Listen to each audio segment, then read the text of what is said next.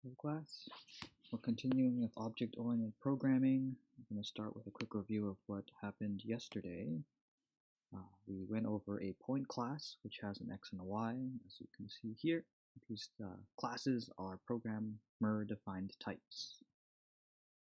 And so for the time being, there's nothing in point, but the keyword here being class. We're assigning values, we're assigning numbers for its attributes. Here it's x and y values. We can do things with them using dot notation. So that's this thing right here, here, and here.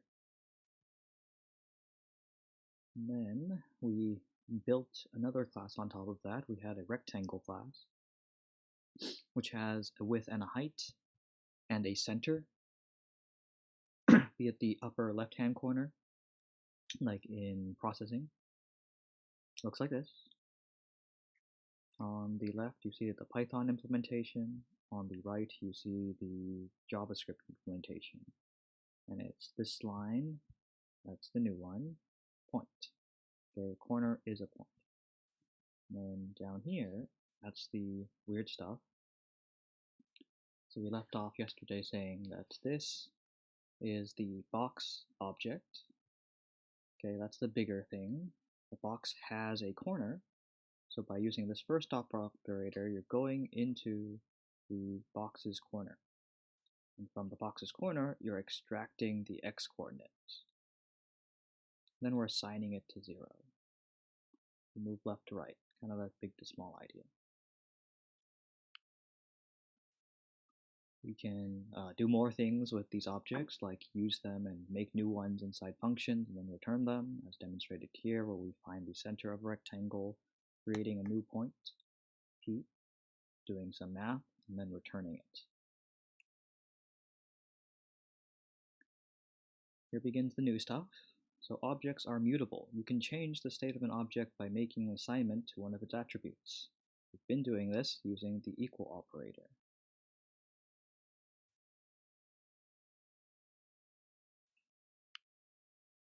We can also write functions to modify objects. Here's an example of a grow rectangle function, which changes just the width and the height of a rectangle, but not the center or the corner, however we defined it.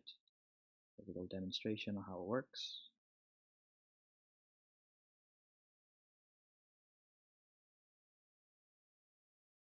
But notice down here in this line, as we pass in the coordinates of the box, okay, and then we change its width by 50 and its height by 100, notice the original coordinates are the ones that got changed. And this is a legal line. Box here is the original name. Up here is its temporary name inside this function grow rectangle. And that's an example of aliasing. So when we modify rectangle inside the rect inside the grow rectangle function, it actually modifies box. And there were previous examples of aliasing in slides 1 through 18. I challenge you to find it. And this aliasing idea, we've been doing it before. You're programming with me last semester or this semester, but you'll notice it will get kind of confusing. Here's a quick exercise. You may want to pause the video and think about what goes into the blanks here. This time I put the JavaScript on the left-hand side and the Python on the right-hand side. Oops, sorry about that. And your goal is to complete this move rectangle function. It's not grow rectangle, it's move rectangle. You take in a rectangle as your first argument and two numbers, dx and dy, and you should change the rectangle's location by dx for the x-coordinate and dy for the y-coordinates.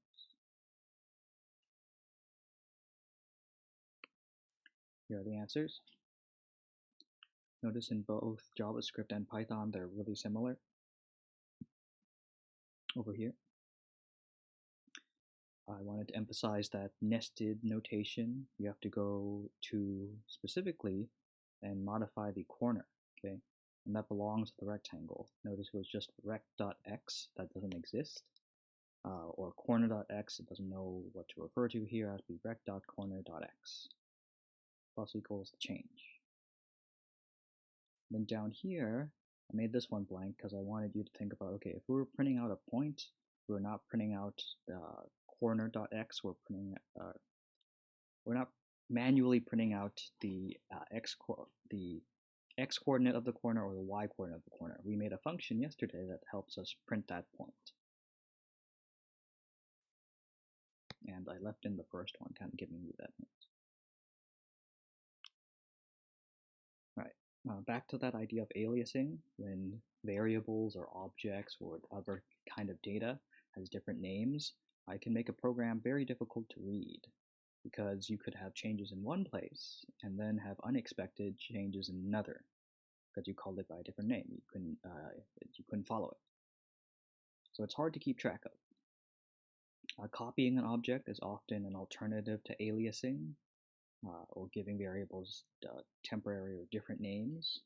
And in Python, the copy module contains a function called copy that can do that for us. In JavaScript, it's the equal sign, and we can import some libraries to help us do this copying function. So I'll walk you through some examples of that. So here we have an example of copy in Python. P1 and P2 contain the same data, but they're not the same point. And to demonstrate this, we have to go dive into memory. So here is an example. As your program runs line by line, this is what the computer is doing in memory.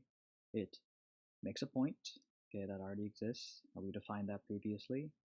P1 is defined as a new point. Its x-coordinate is 3, its y-coordinate is 4. So about here, we import the copy library, or module in Python. So Python knows what this stuff is. Now we can borrow all the functions and neat stuff that lives in here. P2 is a copy of P1, so we notice the data inside of P2 is the same as P1, but they're two separate instances. They're two different objects.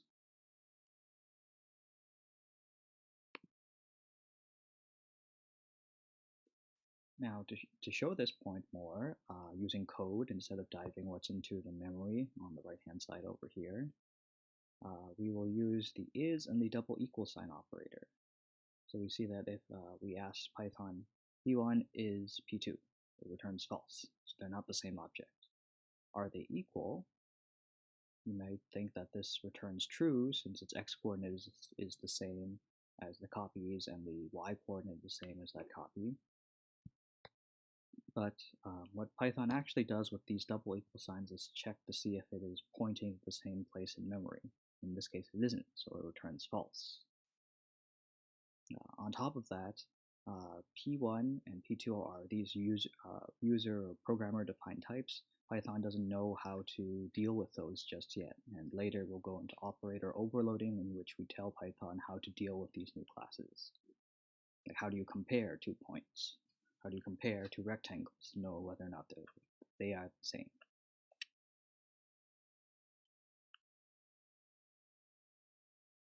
Right.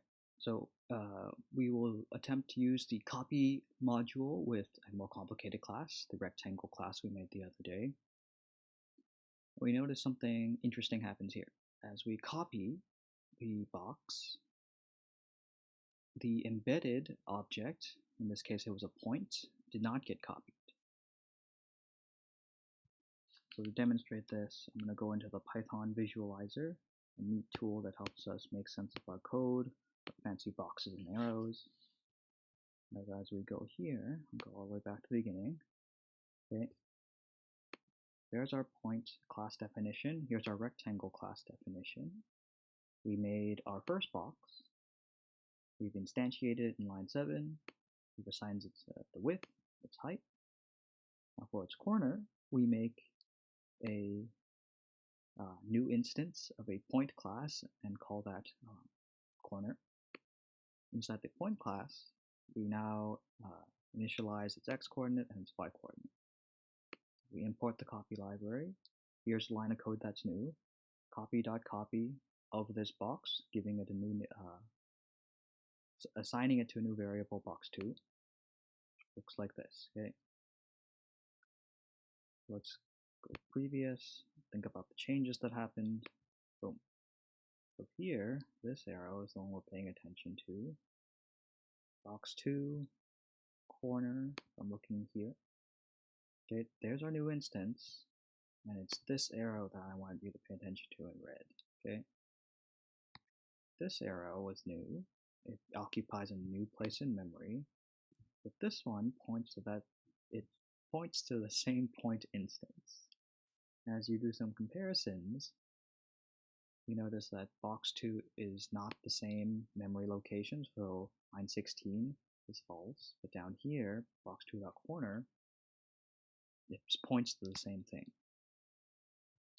And you can work through this code on your own. Just go to my link over here on the slide.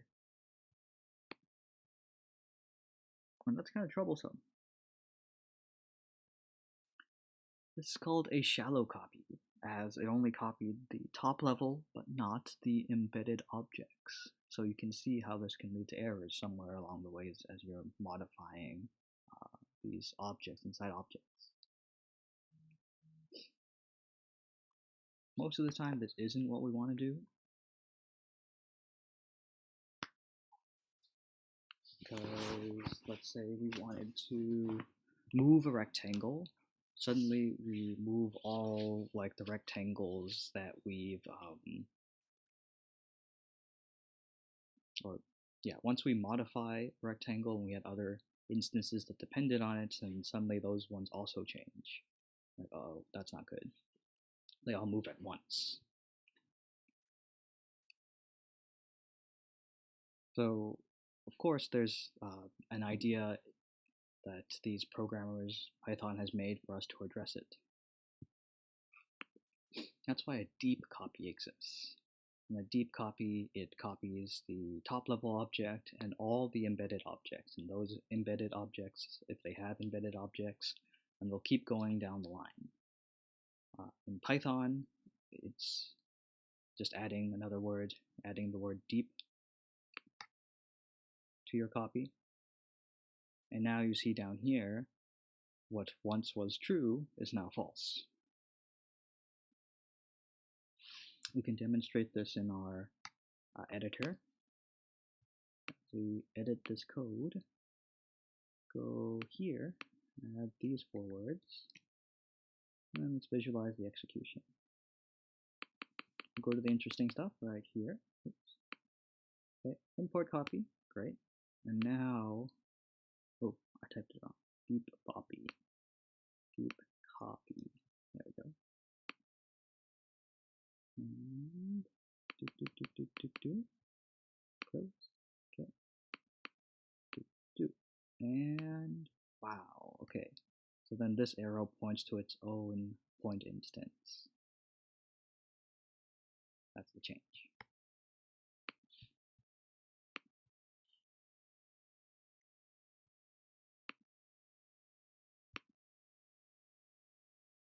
So as an exercise, you may want to write a new move rectangle function, call it move rectangle copy, that returns a new rectangle instead of modifying the old one.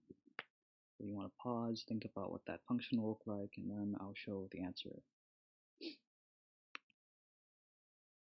This one took a while for me to figure out, mainly for the JavaScript portion of it. So this is what it looks like in Python. Simple enough. You use the deep copy function. But in JavaScript, it was worth noting for my computer programming A class and for those curious in computer programming B that the equal sign by itself does shallow copying in JavaScript. But in order to do a deep copy, you have to import some libraries that help us do that. And as I was browsing through it, the internet, and Googling it, it looked like libraries I haven't seen before. So I thought I'd take this opportunity to go through what manually copying something, manually deep copying looks like. It looks like this. You have to declare your new rectangle. You also have to declare its new point, and it's this line that threw me off for a while, as I didn't do a new point, and I was wondering why this code wasn't working below.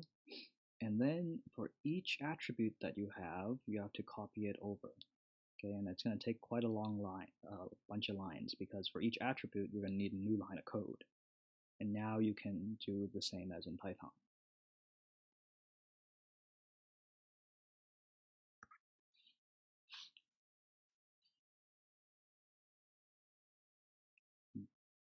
Guess I have a duplicate slide.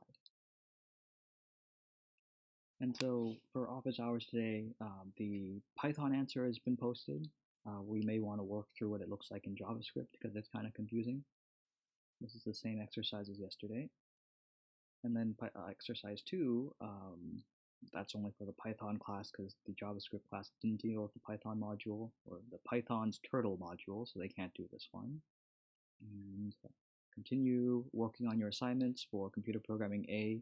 You have the Pong assignment, part 1, and computer programming B. I'll have some time today to dive into getting the Turtle Arena or Turtle Again thing working on Replit.